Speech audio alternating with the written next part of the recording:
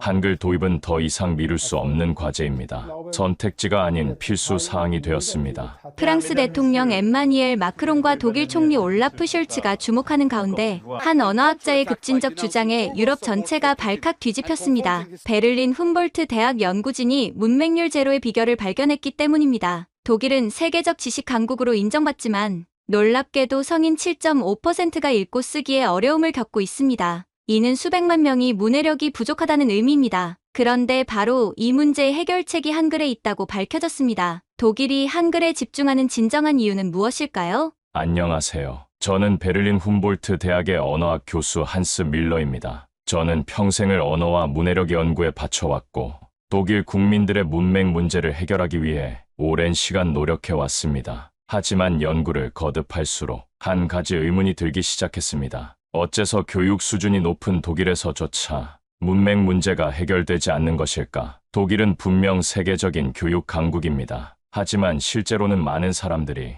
책을 읽고 쓰는데 어려움을 겪고 있으며 이는 단순히 교육 기회의 부족 때문만은 아닙니다. 독일어의 복잡한 철자법, 불규칙한 발음 체계가 주요 원인이었습니다. 제가 가르치는 학생들 중에도 철자법 때문에 애를 먹는 경우가 많았습니다. 독일어는 같은 발음을 가진 단어라도 철자가 다르거나 쓰는 방법과 읽는 방법이 전혀 다른 경우가 많거든요. 예를 들어 이 아이는 아이라고 읽히지만 아이는 이로 읽히죠. 또한 대문자와 소문자의 구분, 복합 명사의 연결 방식 등 어려운 규칙이 너무 많다 보니 많은 학생들이 글을 배우는 과정에서 좌절감을 느끼곤 했죠.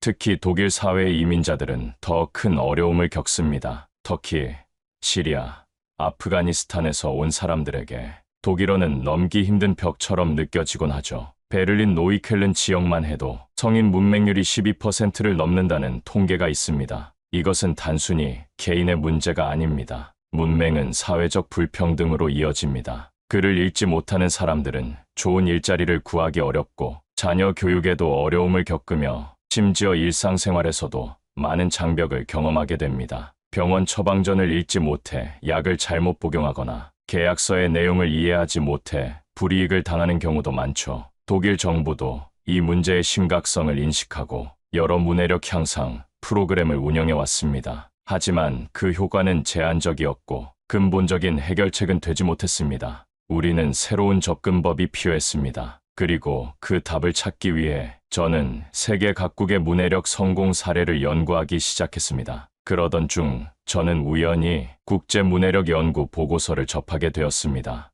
어느 날 연구실에서 자료를 찾던 중 세계 각국의 문맹률 통계를 분석한 논문이 제 눈에 들어왔어요. 호기심에 독일의 데이터를 먼저 살펴봤는데 예상대로 문해력 부족 문제가 심각했습니다. 하지만 진짜 충격은 그 다음이었습니다. 어떤 나라에서는 문맹률이 0%에 가깝다. 처음에는 믿을 수가 없었습니다. 분명 한국도 과거 식민 지배와 전쟁을 겪은 나라로 알고 있었는데 어떻게 문맹률이 세계 최저 수준일 수 있을까요? 한국의 교육 시스템에 특별한 비법이 있는 걸까? 아니면 문자 자체의 차이가 있는 걸까? 이 의문을 해결하기 위해 저는 한국의 문자, 즉 한글을 연구하기 시작했습니다. 한글에 대한 궁금증을 품은 저는 즉시 연구 논문의 출처를 추적하기 시작했습니다. 해당 보고서는 유네스코와 경제협력개발기구 OECD가 공동으로 진행한 국제문해력 조사였습니다. 한국의 문맹률이 단순한 통계적 오류인지 확인하기 위해 저는 관련 연구를 더 찾아보았습니다. 그 과정에서 유네스코가 1989년부터 세종대왕 문해상을 운영하고 있다는 사실을 알게 되었어요. 문해, 교육 발전에 기여한 국가나 기관에 수여되는 상이었는데 한국의 문해율이 높은 이유가 바로 세종대왕이 만든 한글 덕분이라는 점이 강조되어 있었습니다. 더 놀라운 사실은 한국의 문맹률 변화 속도였습니다. 1945년 해방 당시만 해도 한국의 문맹률은 78%에 달했다고 합니다. 그런데 1970년대에는 이미 13%로 감소했고 1990년대에 이르러서는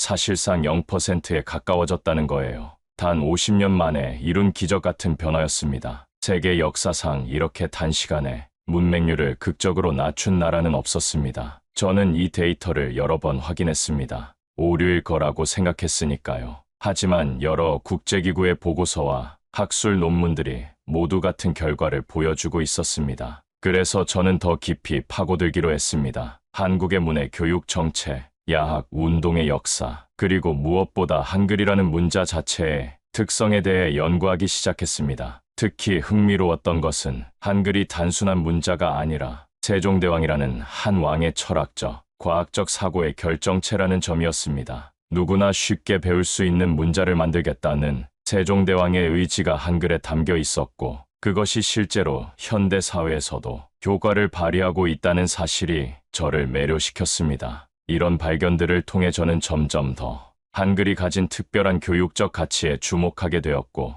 이것이 독일의 문맹 문제 해결에도 도움이 될 수 있지 않을까 하는 대담한 가설을 세우기 시작했습니다. 한글 덕분이라고 문자 하나가 문맹률을 바꿀 수 있을까? 처음엔 단순한 우연의 일치라고 생각했어요. 그러나 한글을 연구한 서양 학자들의 논문을 읽어보니 그 생각이 점점 바뀌기 시작했습니다. 한글은 세계에서 유일하게 창제 원리와 과정이 명확하게 기록된 문자였습니다. 놀라운 점은 글자를 배우는데 단 하루면 충분할 정도로 직관적이고 체계적이라는 것이었습니다. 더 깊이 알아보기 위해 저는 한국의 교육 방식과 문해, 교육 프로그램에 대한 자료를 찾아보기 시작했습니다. 그리고 마침내 한국이 어떻게 문맹률을 0% 가까이 유지할 수 있었는지 그 비밀을 알게 되었습니다. 이제 저는 한글이 단순한 문자가 아니라 문맹 문제를 해결할 수 있는 강력한 도구일지도 모른다는 가능성을 진지하게 고민하기 시작했어요. 한국의 문맹률이 세계 최저 수준이라는 사실을 확인한 후 저는 더 이상 이 문제를 가볍게 넘길 수 없었습니다. 한글이 정말 그렇게 배우기 쉬운 문자라면 직접 배워보는 게 빠르지 않을까? 그날 밤 저는 인터넷에서 한글 배우기 강의를 찾아보기 시작했습니다. 한국어를 전혀 모르는 상태였지만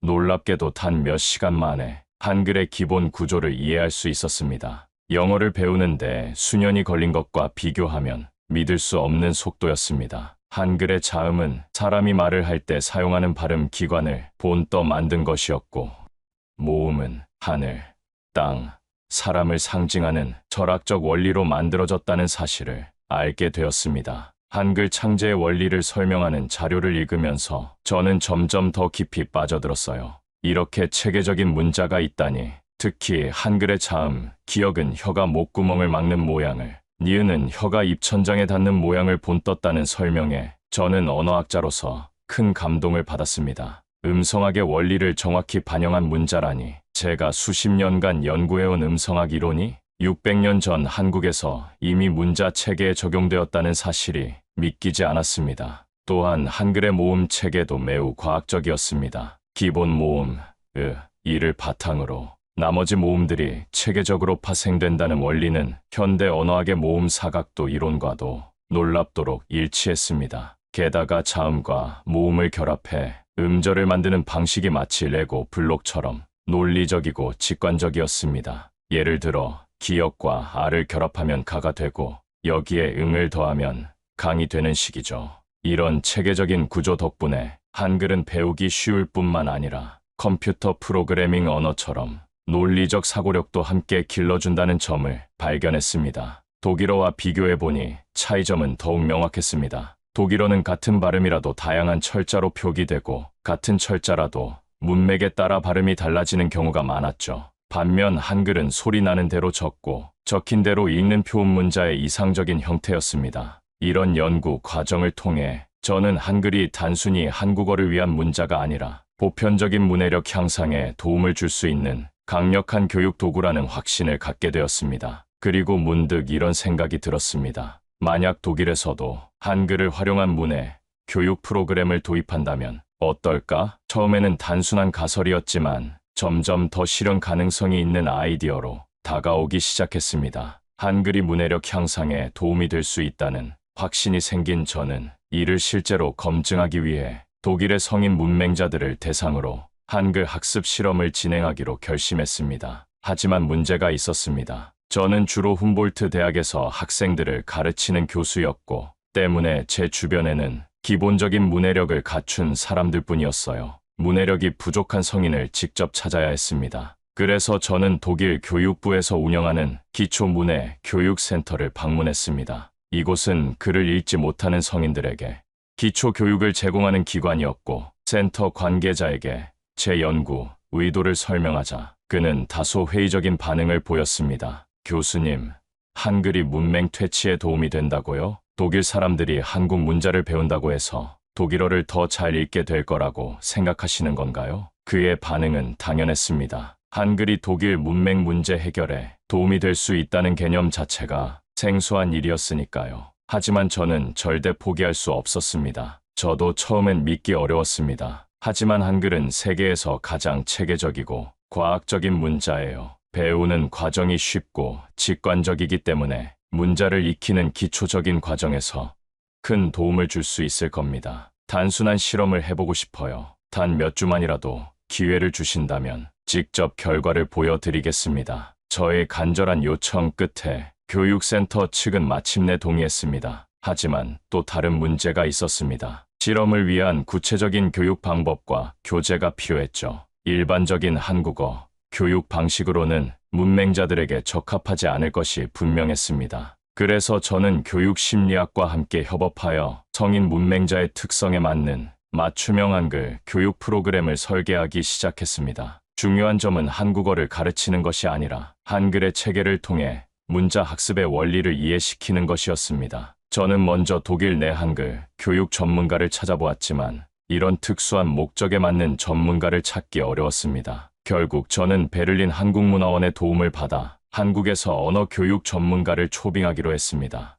여러 후보자 중에서 윤지수 선생님을 만났을 때 그녀의 열정과 전문성에 깊은 인상을 받았습니다. 윤 선생님은 한국에서 다문화 가정을 위한 한글 교육 프로그램을 운영한 경험이 있었고, 외국인을 위한 한국어 교육 방법론에도 정통했습니다. 무엇보다 그녀는 제 연구의 의미를 깊이 이해했습니다. 한글은 배우기 위한 문자가 아니라 배움을 위한 문자라고 생각합니다. 세종대왕님의 한글 창제 정신에도 모든 사람이 쉽게 문자를 익히고 지식에 접근할 수 있어야 한다는 민주적 가치가 담겨 있으니까요. 그녀의 말에 저는 큰 공감을 느꼈습니다. 이제 저희는 함께 독일 성인 문맹자들을 위한 특별한 교육 여정을 시작할 준비가 되었습니다. 저의 간절한 요청 끝에 교육센터 측은 몇몇 문해력 부족 성인들에게 실험을 해볼 기회를 주었습니다. 이제 저는 실제 독일 성인 문맹자들에게 한글을 가르치는 프로젝트를 시작할 수 있게 되었습니다.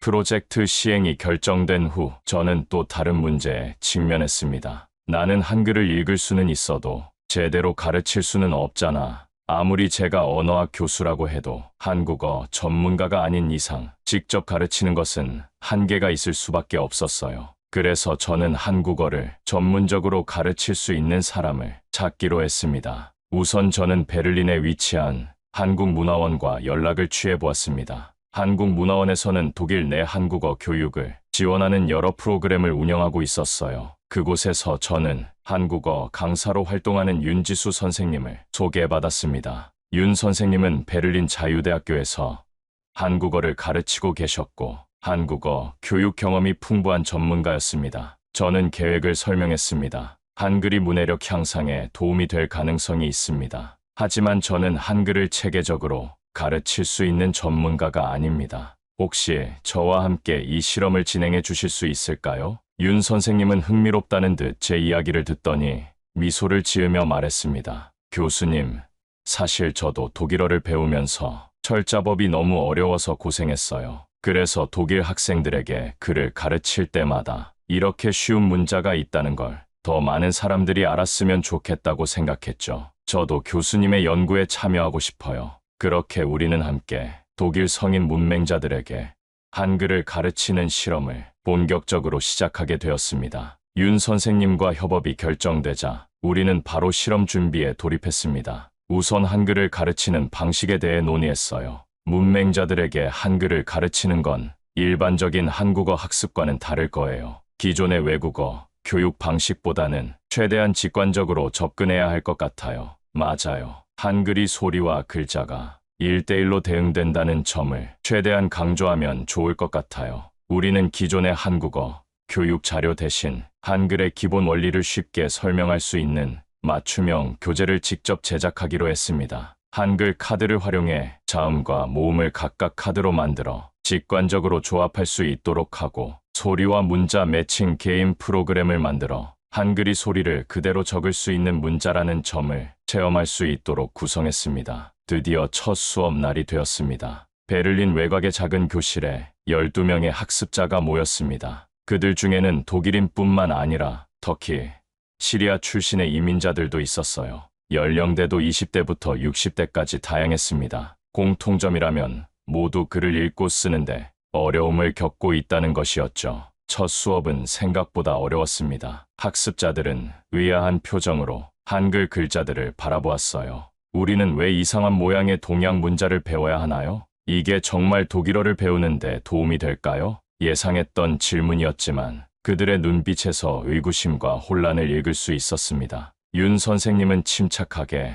첫 자음, 기역, 니은, 디귿을 소개했습니다. 이 글자들은 우리 입속 혀의 모양을 본떠 만들었어요. 기역은 혀가 목 뒤쪽을 막을 때의 모양이고 니은은 혀가 위심몸에 닿을 때의 모양이에요. 학습자들은 자신의 입 안을 의식하며 발음을 따라하기 시작했습니다. 그리고 모음을 조합하여 실제 음절을 만들어 보는 순간 교실의 분위기가 미묘하게 변화했습니다. 와, 정말 이렇게 하면 소리가 나오네요. 다른 글자랑 달리 규칙적이어서 이해하기 쉬워요. 이것은 작은 시작이었지만 저희에게는 희망의 신호였습니다. 한글 수업이 시작되었을 때 우리는 곧바로 예상하지 못한 장애물에 부딪혔습니다. 처음에는 학생들이 흥미를 보이는 듯 했지만 시간이 지날수록 몇몇 학생들의 표정이 굳어졌습니다. 우리에게 필요 없는 문자 아닌가요? 독일어도 못 읽는데 왜 한국 문자를 배워야 하죠? 어느 정도 예상했던 반응이었지만 막상 눈앞에서 들으니 적잖이 당황스러웠습니다. 윤지수 선생님이 차분한 목소리로 설명했어요. 맞아요. 한글은 독일어와 전혀 다른 문자입니다. 하지만 한글은 배우기 쉬운 문자예요. 이걸 먼저 익히면 문자를 읽는 원리를 이해하는 데 도움이 될 거예요. 하지만 일부 학생들은 고개를 저으며 수업에 집중하지 못하는 듯 보였습니다. 저는 고민에 빠졌습니다. 혹시 내 연구 자체가 틀린 걸까? 그러던 중 한 학생이 손을 들었습니다. 그는 50대 후반의 중년 남성이었고 지금까지 수업 내내 조용히 있던 사람이었어요. 교수님, 한글은 정말 쉽다고 했죠? 그럼 제 이름을 한글로 써 볼 수 있나요? 저는 당황했지만 윤지수 선생님이 재빨리 웃으며 대답했습니다. 좋아요. 한글은 발음을 그대로 적을 수 있는 문자예요. 우리가 함께 여러분의 이름을 한글로 써볼까요? 그때부터 분위기가 달라지기 시작했습니다. 학생들은 저마다 자신의 이름을 한글로 써보려 했고 예상보다 훨씬 빠르게 글자를 조합할 수 있었습니다. 내 이름이 이렇게 간단하게 표현된다고? 나는 지금까지 알파벳도 제대로 못 썼는데 이건 진짜 읽을 수 있어요. 이 반응을 보면서 저는 확신이 들었어요. 한글은 단순한 외국어 문자가 아니라 문자를 배우는 원리 자체를 쉽게 익히게 해주는 도구라는 것을요. 4주차에 접어들면서 수업은 더욱 흥미로운 방향으로 발전했습니다. 학생들은 이제 한글로 간단한 문장을 만들 수 있게 되었고 그 과정에서 문자와 소리의 관계를 명확하게 이해하기 시작했습니다. 가장 인상적인 변화는 난독증을 가진 학생들에게서 나타났습니다. 마티아스라는 30대 남성은 학창 시절부터 심한 난독증으로 고통받았는데 한글을 배우면서 처음으로 문자에 대한 두려움이 줄어들었다고 말했습니다. 독일어 글자는 머릿속에서 항상 뒤섞였어요. 하지만 한글은 각 글자의 모양이 너무 다르고 명확해서 혼동하지 않게 되었어요. 8주차에 이르러 우리는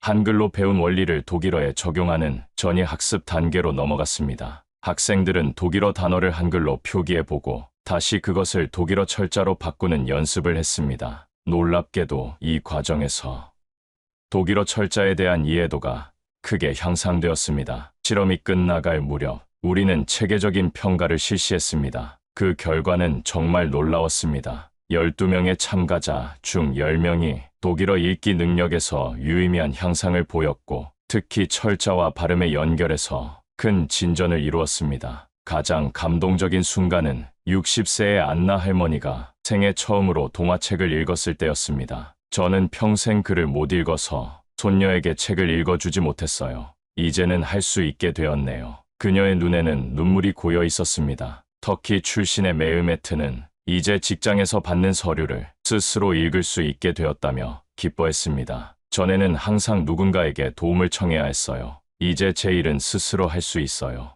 우리의 실험은 단순한 문자 학습을 넘어 자신감과 자존감 회복으로 이어졌습니다. 학생들은 한글을 통해 문자에 대한 두려움을 극복하고 그 원리를 독일어에 적용함으로써 독일 사회에서 더 독립적으로 살아갈 수 있는 힘을 얻었습니다. 학생들의 반응이 긍정적으로 변하기 시작했지만 여전히 해결해야 할 문제가 있었습니다. 첫 번째 문제는 지속성이었습니다. 이름을 한글로 쓰는 활동은 흥미를 끌었지만 문맹자들이 지속적으로 학습을 이어갈 동기를 부여하는 것이 필요했어요. 한글이 배우기 쉬운 문자라는 것은 증명됐지만 이것이 독일어 문해력 향상으로 이어질 것이라는 확신을 학생들에게 심어줘야 했습니다. 윤지수 선생님과 저는 고민 끝에 새로운 접근 방식을 시도하기로 했습니다. 이제 여러분이 배운 한글을 활용해서 간단한 문장을 만들어 볼 거예요. 우리는 학생들이 자신의 이야기를 한글로 써 보도록 유도했습니다. 예를 들어, 한 학생은 자신이 키우는 개에 대해 이야기했고, 다른 학생은 어릴 적 학교를 다니지 못했던 경험을 공유했어요. 그들이 자신의 이야기를 한글로 표현하는 모습은 정말 감동적이었습니다. 이 과정에서 우리의 연구가 독일 교육계의 관심을 끌기 시작했습니다. 지역 신문에 우리의 실험이 소개되었고, 베를린 공영 라디오에서는 저와의 인터뷰를 방송하기도 했습니다. 그리고 얼마 후 우리는 믿을 수 없는 소식을 접했습니다. 독일 교육부에서 이 연구를 바탕으로 한글을 활용한 문해 교육 프로그램을 시범 운영으로 논의하고 싶다는 제안을 해온 것입니다. 교육부 관계자는 우리의 연구에 대해 이렇게 말했습니다. 독일어를 배우는 과정에서 가장 큰 문제는 철자법과 문법의 복잡성입니다. 그런데 한글을 활용하면 문해력이 부족한 성인들이 문자를 익히는 과정을 더 쉽게 경험할 수 있다는 점이 흥미롭습니다.